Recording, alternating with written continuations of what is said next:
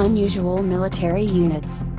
From colossal Prussians and delirious Vikings to a faith-based U.S. Army unit, find out more about 7 of history's most unconventional military outfits. The Potsdam Giants. Armies have always sought to bring the biggest and strongest soldiers into their ranks, but King Frederick William I of Prussia turned it into an obsession. In the early 18th century, the military-loving monarch tried to assemble the tallest troops in Europe into an elite regiment nicknamed the Potsdam Giants.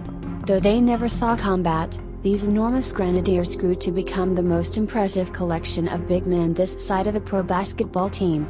Several members were 7-footers, and one Swedish recruit was said to stand 8.5 feet tall. Image placeholder title.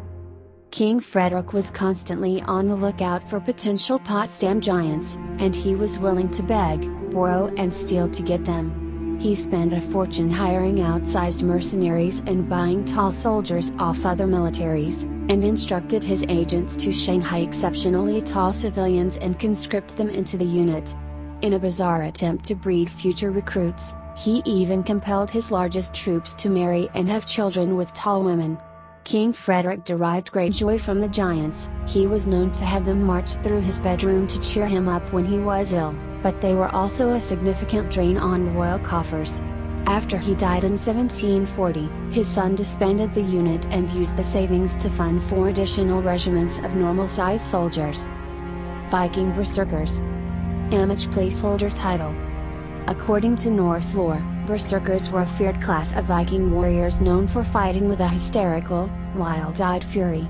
Neglecting chainmail or other armor, these imposing shock troops supposedly went into battle wearing bear and wolf pelts or even bare-chested. Once in combat, they killed, raped and pillaged with reckless abandon, to the point that some Norse sagas claim they could physically transform into ferocious beasts. The Berserkers' skill in battle made them much sought after as soldiers and royal bodyguards, but they were also feared and even hated by their fellow Vikings.